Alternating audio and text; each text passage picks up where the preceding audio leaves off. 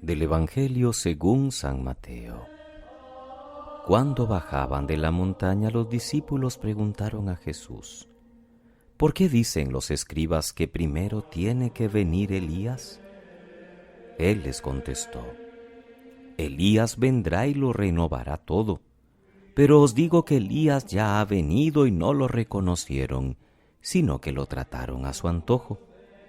Así también el Hijo del Hombre va a padecer a manos de ellos. Entonces entendieron los discípulos que se refería a Juan el Bautista. Palabra del Señor. Gloria a ti, Señor Jesús. Es 14 de diciembre, queridos hermanos. Celebramos hoy la memoria de San Juan de la Cruz, presbítero y doctor de la Iglesia. Nació en Fontíveros, España, hacia el 1542.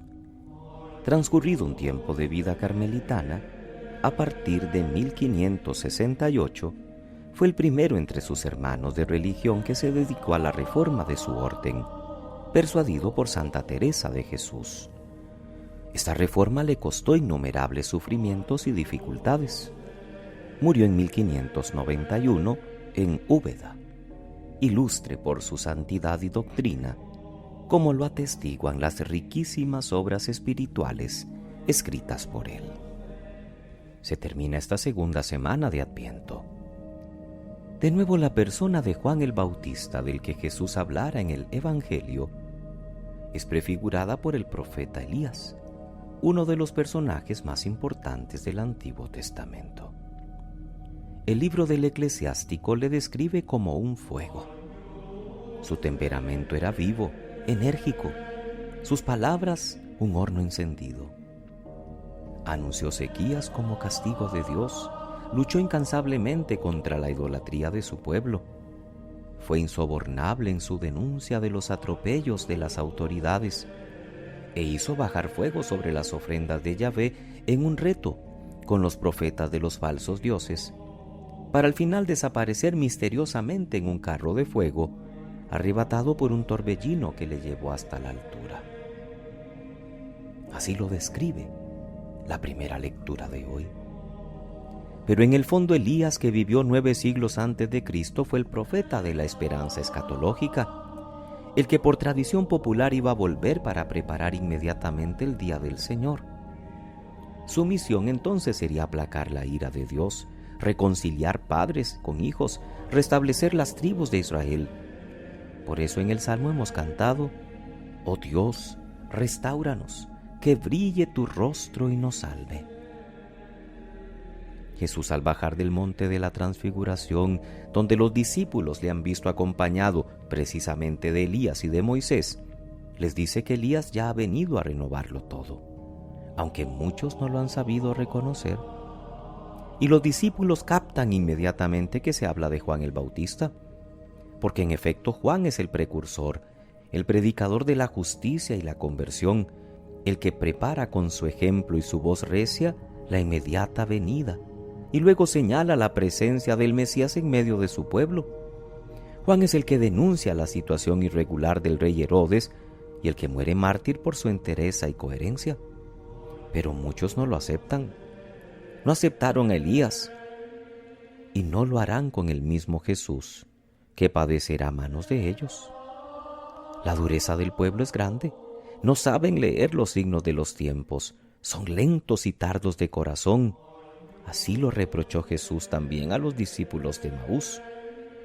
Tanto Elías como el Bautista y Jesús son incómodos en su testimonio personal y en su mensaje. Aceptarles es aceptar los planes de Dios en la propia existencia, y eso es comprometedor. Las lecturas de hoy, hermanos, nos sitúan ante una alternativa. ¿Sabemos leer los signos de los tiempos? ¿Sabemos distinguir la presencia de los profetas y del mismo Jesús en nuestra vida? Y más aún, ¿la aceptamos? A nuestro alrededor hay muchos testigos de Dios, hombres y mujeres que dan testimonio de Cristo y de su Evangelio, personas fieles que sin actitudes espectaculares nos están demostrando que sí es posible vivir según las bienaventuranzas de Cristo. Lo que pasa es que tal vez no queremos verlas. ¿Cuántos, por ejemplo, van en las noches o en las madrugadas a dar cobijas a quienes están con frío porque duermen en las calles? ¿Cuántos amanecen dándoles desayuno a estas personas o en las noches van a darles un gallito para que no pasen hambre? Y nos enteramos de esto y no somos capaces ni de ir con ellos ni de ayudarles para que tengan los recursos para seguir haciéndolo. A veces, como los fariseos y autoridades de Israel, no queremos reconocer a Jesús en los que están durmiendo entre cartones, los que tienen hambre, los que están necesitados de afecto, de esperanza. Está terminando la segunda semana de Adviento, hemos dicho.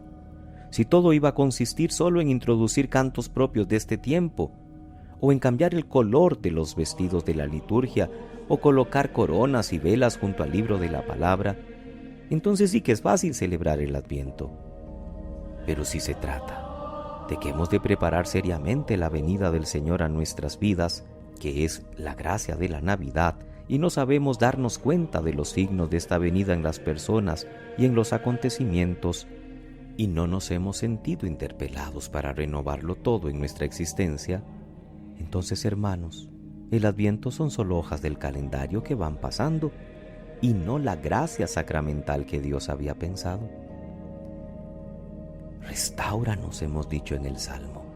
Es lo que debemos pedir, que venga el reino de Dios, que nos libere del reino de las tinieblas y nos transforme en hijos de la luz. Y decirlo con voluntad sincera de dejar que Dios cambie algo en nuestra vida.